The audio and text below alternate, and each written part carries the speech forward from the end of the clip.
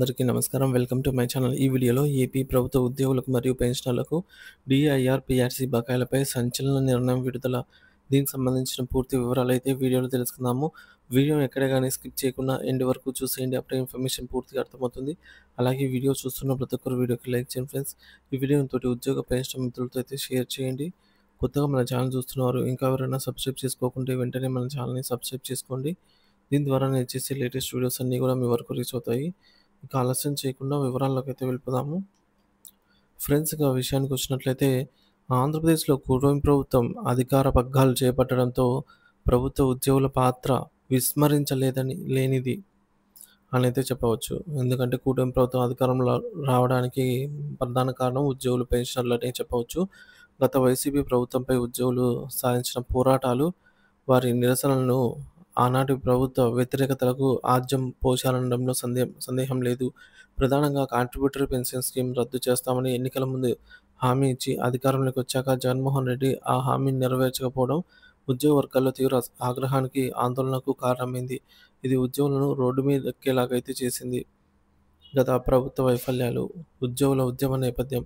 CPS రద్దు హామీని తుంగలో తొక్కేయడమే కాకుండా ఉద్యోగుల ప్రావిడెంట్ ఫండ్, పీఎఫ్ నిధులు, ఇతర ఆర్థిక ప్రయోజనాలను ప్రభుత్వం అవసరాలకు వాడుకుంటుందనే ఆరోపణలు వెల్లువెత్తుతాయి. పదవీ విరమణ చేసిన ఉద్యోగులకు అందాల్సిన ప్రయోజనాలు, ఆర్థిక చెల్లింపులు కూడా నెలల తరబడి ఆలస్యం కావడం వారిని మరింత ఆందోళనకు గురిచేసింది. పీఆర్సీ అమలులో జాప్యం, డీఏ బకాయిల చెల్లింపులో నిర్లక్ష్యం వంటి అంశాలపై కూడా ఉద్యోగులు ప్రభుత్వంపై నిరంతరం పోరాటం చేశారు. మేము చేయగలిగింది మాత్రమే చెబుతున్నాము, చేయలేనిది చెప్పలేము అంటూ నాటి ప్రభుత్వ ఉద్యోగులను ఒప్పించే ప్రయత్నం చేసింది తప్ప వారి న్యాయమైన డిమాండ్లను నెరవేర్చే దిశగా ప్రభుత్వం చిత్తశుద్ధితో వ్యవహరించలేదనేది ఉద్యోగుల ఆవేదన. ప్రధాన ఆరోపణ. ఈ నేపథ్యంలో చలో విజయవాడ వంటి కార్యక్రమాలతో రాష్ట్ర వ్యాప్తంగా ఉద్యోగ సంఘాల నేతలు, ఉద్యోగుల వేలాదిగా తరలివచ్చి తమ నిరసనను ప్రభుత్వానికి బలంగా వినిపించారు. ఈ పరిణామాలన్నీ గత ప్రభుత్వానికి వ్యతిరేకంగా ఉద్యోగులు పనిచేయడానికి, ఎన్నికల్లో తీవ్రంగా ఓటు వేయడానికి దోహదపడ్డాయనేది బహిరంగ రహస్యము. కూటమి ప్రభుత్వంపై ఆశలు, ప్రస్తుత పరిస్థితి. ఎన్నికల ప్రచారం సమయంలో ఆనాడు ప్రతిపక్షంలో ఉన్న కూటమి నేతలు ఉద్యోగుల పోరాటానికి మద్దతు పలికారు. తాము అధికారంలోకి వస్తే ఉద్యోగుల సమస్యలను పరిష్కారం చేస్తామని, వారికి అండగా ఉంటామని పదే హామీలు ఇచ్చారు. గతంలో 2014 రాష్ట్ర విభజన తర్వాత ఏర్పడిన టీడీపీ ప్రభుత్వం ఉద్యోగులకు పెద్ద ఎత్తున మేలు చేసిందని, అదే తరహాలో మళ్ళీ అధికారంలోకి వస్తే ఉద్యోగుల సంక్షేమానికి పెద్దపీట వేస్తామని ఈ మేరకు ఉద్ఘాటించారు. ఈ హామీతో ఉద్యోగులు కొత్త ప్రభుత్వంపై ఎన్నో ఆశలు పెట్టుకొని ఉన్నారు. అయితే అధికారంలోకి వచ్చి నెలలు గడుస్తుంది. అంటే దాదాపు 11 నెలలు గడిచిపోయాయి. అయినా కూడా ఉద్యోగ వర్గాల్లో, నేతల్లో, సాధారణ ఉద్యోగుల్లో అసంతృప్తి అనేది, ఆందోళన, ఆగ్రహం వ్యక్తమవుతున్నాయి. మహానాడు వంటి కీలక వేదికపై కూడా ఉద్యోగుల సమస్యల ప్రస్తావన కానీ, పరిష్కార మార్గాలు కానీ చర్చకు రాకపోవడం వారిని మరింత నిరాశకైతే గురిచేసిందని చెప్పాలి. ఇకపోతే రీసెంట్‌గా జరిగిన మహానాడులో నారా లోకేష్ గారి వ్యాఖ్యలు, క్షేత్రస్థాయి వాస్తవాలు.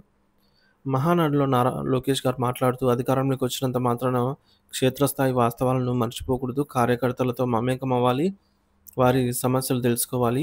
గతంలో తాడేపల్లి ప్యాలెస్‌లోకి కార్యకర్తలకే ప్రవేశం లేదు కానీ మనం నేరుగా కార్యకర్తలను కలుస్తున్నామని వ్యాఖ్యానించారు. అంతేకాకుండా టీడీపీ కేంద్ర కార్యాలయంలో మంత్రులు అందుబాటులో ఉండి కార్యకర్తల సమస్యలు వింటున్నారని, క్యాడర్‌తో డిస్కనెక్ట్ కాకుండా ఉంటున్నారని, అదేవిధంగా ప్రజలతో కూడా డిస్కనెక్ట్ కావద్దని పిలుపునిచ్చారు. ఒక రాజకీయ పార్టీ నాయకుడిగా ఆయన చేసిన వ్యాఖ్యలు అభినందనీయమే. కానీ ఇక్కడే ఒక కీలకమైన ప్రశ్న తలెత్తుతోంది. రాష్ట్రానికి క్షేత్రస్థాయిలో ముఖ్యంగా ఉంటూ రాష్ట్ర ప్రభుత్వ పథకాలు, విధానాలను ప్రజల్లోకి తీసుకెళ్లే లక్షలాది మంది ఉద్యోగులు ఏమనుకుంటున్నారో, వారి సమస్యలేంటో రాష్ట్ర ప్రభుత్వానికి ఎందుకు తెలుసుకోలేకపోతోంది? కార్యకర్తలకు అందుబాటులో ఉంటామంటున్న నేతలు ప్రభుత్వ యంత్రాంగాన్ని నడిపించే ఉద్యోగుల గోడును ఎందుకు వినటం లేదనేది అంతుచిక్కని ప్రశ్నగా అయితే తలెత్తుతోంది. ఈ మేరకు ఉద్యోగ సంఘాల ఆవేదన, బొప్పరాజు వెంకటేశ్వర్లు ఆరోపణలు. ఉద్యోగ సంఘాల నేతలు బొప్పరాజు వెంకటేశ్వర్లు వ్యక్తం చేస్తున్న ఆవేదన ఈ పరిస్థితికి అద్దం పడుతోంది. ఏడాది కాలంగా ముఖ్యమంత్రి అపాయింట్మెంట్ కోసం ప్రయత్నిస్తున్నా దొరకడం లేదని ఆయన వాపోతున్నారు. తాము కోరుకున్నవి పెద్ద కోరికలే కావని, ఉద్యోగులకు సంబంధించినటువంటి పదవీ విరమణ ప్రయోజనాల కింద సుమారు 5,000 కోట్ల రూపాయల బకాయిలు ఉన్నాయని కూటమి సర్కారు హామీ ఇచ్చినప్పటికీ ఆ బకాయిలను ఇప్పటివరకు చెల్లించలేదనైతే ఆరోపిస్తూ ఉన్నారు. పీఆర్సీ అలాగే పాత ఐఆర్ బకాయిల కోసం ఉద్యోగులు నెల తరబడి ఎదురుచూస్తూ ఉన్న ప్రభుత్వం స్పందించటం లేదని, ఉద్యోగుల బకాయిల్లో కేవలం 10% మాత్రమే ఇప్పటివరకు చెల్లించారని, ఇంకా 4 డీఏలు పెండింగ్‌లో ఉన్నాయి. పీఆర్సీ కమిషన్ వేయడంలో కూడా జాప్యం ఎందుకని ప్రశ్నిస్తున్నారు. ఇకపోతే ఇతర రాష్ట్రాల్లో ఉద్యోగులు తమ హక్కుల కోసం న్యాయస్థానాలను ఆశ్రయిస్తున్నప్పటికీ తాము ప్రభుత్వం ఇచ్చిన హామీలపై గౌరవంతో, నమ్మకంతో ఇప్పటివరకు ఆ ప్రయత్నం అంటే కోర్టుకు వెళ్ళే అటువంటి ప్రయత్నం చేయలేదని బొప్పరాజు పేర్కొన్నారు. రిటైర్డ్ ఉద్యోగులకే ప్రభుత్వం 6-7 వేల కోట్ల రూపాయలు బకాయి పడింది. సో, మొత్తంగా ఉద్యోగులకు దాదాపు 20,000 కోట్ల రూపాయలు ప్రభుత్వం బకాయి పడిందని ఆయన చెబుతున్నారు. సో, 20,000 కోట్ల రూపాయలు ప్రభుత్వానికి పెద్ద మొత్తం కాకపోవచ్చు, కానీ లక్షలాది మంది ఉద్యోగుల జీవితకాలం సంపాదన, వారి పదవీ విరమణ అనంతరం భవిష్యత్తు ఈ డబ్బుపైనే ఆధారపడి ఉంటుందనేది, వీటిని పెండింగ్‌లో పెట్టడం దారుణమని ఆవేదన వ్యక్తం చేశారు. ఇటీవల అనారోగ్యానికి గురైన ఒక ఉద్యోగి చికిత్స కోసం 5 లక్షలు ఖర్చు చేస్తే ప్రభుత్వం కేవలం 90,000 మాత్రమే ఇచ్చిందని, ఇలాగైతే ఉద్యోగి ఎలా బతుకుతాడని ఆయన ఉదాహరణగా అయితే పేర్కొన్నారు. మరి ఈ సమస్యలన్నింటినీ ప్రభుత్వ దృష్టికి తీసుకెళ్దామంటే కనీసం అపాయింట్మెంట్ కూడా ఇవ్వడం లేదని, దీనికి కారణమేంటో ప్రభుత్వమే సమాధానం చెప్పాలని డిమాండ్ చేస్తున్నారు. సమస్యలు పరిష్కరించే ఉద్దేశం లేక ఈ ఉద్దేశం లేక కాలయాపన చేస్తున్నారా? లేక హామీలు ఇచ్చాం వదిలేద్దాం అనుకుంటున్నారా అనేది తేలాలని, ప్రభుత్వం స్పందించకపోతే, అపాయింట్మెంట్ ఇవ్వకపోతే, సమస్యలు పరిష్కరించకపోతే రాష్ట్ర వ్యాప్తంగా ఆందోళనకు దిగడానికి వెనుకాడబోమని రెగ్యులర్ ఉద్యోగుల సంఘాల నేతలు బొప్పరాజు వెంకటేశ్వర్లు హెచ్చరించారు. ప్రభుత్వం బాధ్యత.